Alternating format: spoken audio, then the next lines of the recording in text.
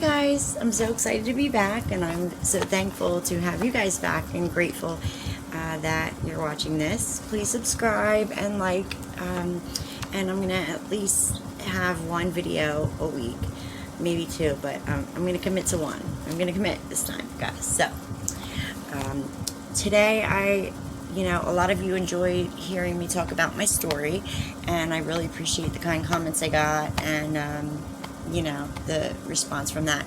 So I wanted to start with topics that kind of affect recovering addicts and some of the things we struggle with, some of the things that pop into our head. So today I want to talk about the dry drunk, or the dry user. So I'm going to start off with just the Webster standard definition. It says the dry drunk is one that abstains from alcohol, drugs, but is still grappling with the emotional and psychological maladies that may have fueled their addiction to begin with, and continues to have a stranglehold on their psyche. Now, like I said, there's no secrets here. I have, had that syndrome, the dry drunk syndrome, affect me a few times in my recovery. It's, nothing to be ashamed of. It's quite common, but the best thing is to realize it, or if it's pointed out to you, take that advice and try your best to change it. You have to realize and work on the psychological part of your addiction just as much as the physical addiction. Like they say, just because your urines are clean, it doesn't mean you're successfully working your recovery. Sometimes if you're in AA or NA, they say a dry drunk or a dry user is someone that's just not working the program. They're thinking, okay, I'm clean, so that's good enough. It's not good enough. So, we have a visitor. Anyway, sorry guys, I'm a crazy cat lady. We'll get into that maybe one of these times.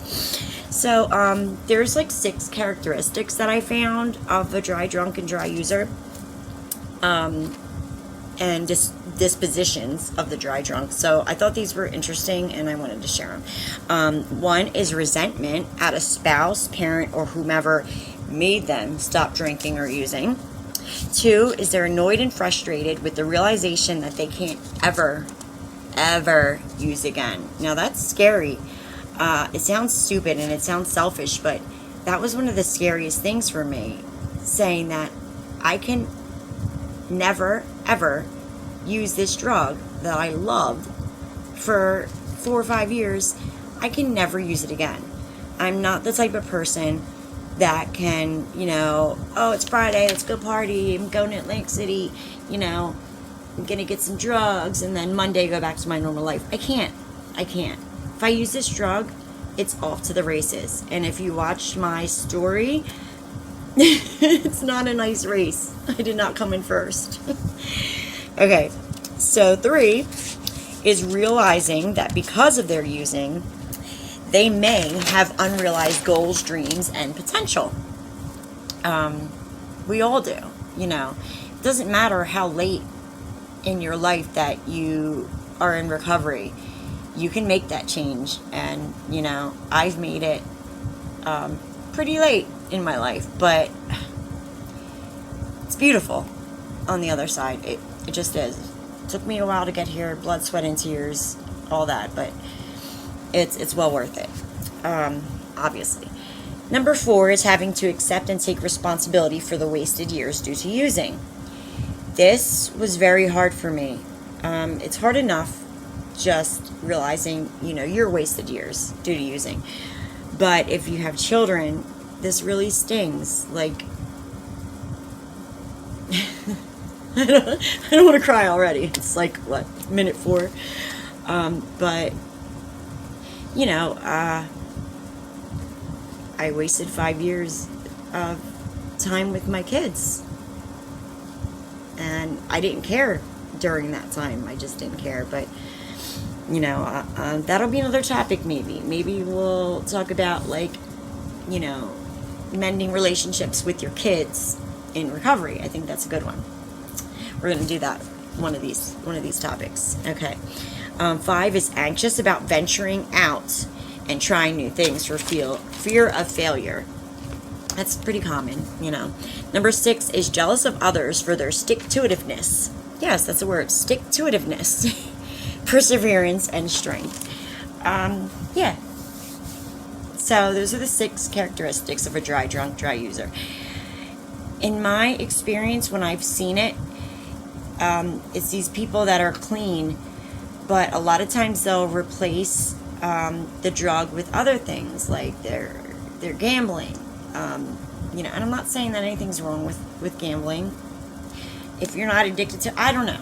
It's different in everyone's definition of recovery. Some people say you can't gamble because it's an addiction. But then it's like, I think, well, then, you know, people are addicted to chocolate. Can you not eat chocolate? It's all up to you. You know, your recovery is your own. You have to make it your own. I don't have a problem with gambling. I never have. So, you know, but I mean, if you replace your drug of choice with gambling and you overdo it, then that can become a problem. So, you know, your urine's may be clean, but you may have a problem with gambling then, or, you know, you may be addicted to, like, shopping. I see that one a lot. Or whatever, you know, it is. Also, I see people that, you know, they're clean and they're in their recovery, but they're really just stuck in the mud and they're not going anywhere. You know, they can't pay their car payment. You know, they're not budgeting their money, and this was always a problem in addiction, because any money we got, we knew where it was budgeted. Any money we got, it was going to the drug. I mean, I wouldn't even buy a pack of cigarettes. I would buy singles, because I didn't want to spend that $5-6 on Newports. You know, that was another bag for me. So I find that in recovery, it's often hard for people to budget their money. And some people think, well, as long as I'm not spending it on drugs, it's fine. And they spend it on everything, like junk that they don't even need. And then they can't, you know, pay their bills. They can't pay their rent. And you know, they're clean, but they're stuck in that rut. You know, you're going to lose everything because you're not budgeting your money.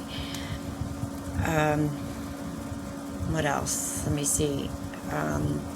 I've seen people just be so anxious and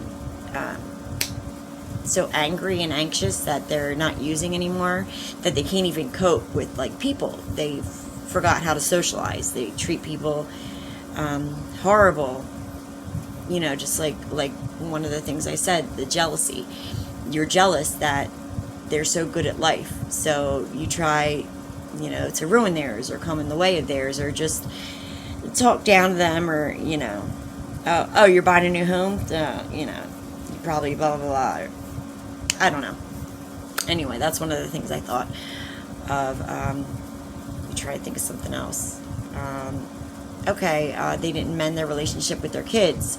Maybe their kids are still in foster care.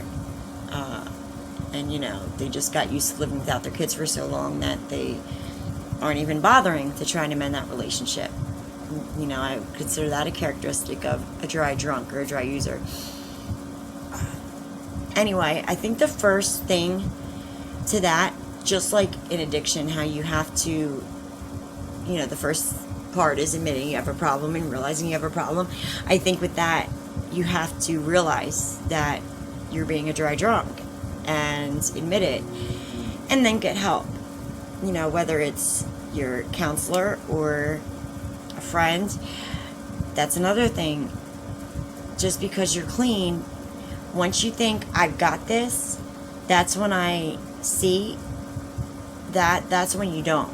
Once you're really sure of yourself, you can be confident, but once you're really sure of yourself and cocky, like, I've got this, you know, this doesn't affect me anymore. I'm not even an addict anymore. You're always an addict. You're always an addict. You're always going to be an addict. A recovering addict, which is great. I'm proud to call myself a recovering addict, but I'm always going to be that. I've never got this. I'm doing well and I'm confident, but I need to realize that any day it can get me, and it can get me hard, and I could fall right back. So, you know, don't be a dry drunk. If you're stuck in a rut, get help. Go to counseling. I know I was the one that was like, I don't want to go to counseling. Talking isn't going to help. I don't want to talk about it. But it really helps. That's all I can say. It really helps. You just got to trust other people's advice sometimes. You know, don't be ashamed to reach out and say, look, I'm in recovery. I'm not using, but I'm stuck in a rut. I'm stuck. Because sometimes being stuck can lead to depression. And in my experience, depression can lead right back to using. So, you know, get help before it's too late, and before you go back and relapse and get into all that messiness. Anyway, thank you guys for joining me. It was so good to be back. It feels so good to, be talking to you guys again, and I hope I reached somebody today. And please comment with suggestions on topics, because I want to hear what you guys think about it. I also want to hear what you guys think about today's topic. Please comment about being a dry drunk or a dry user. Even if it's not you, even if it's someone you know. Let me know some characteristics that I forgot, and I'd appreciate it. Bye, you guys. Thank you. Stay clean.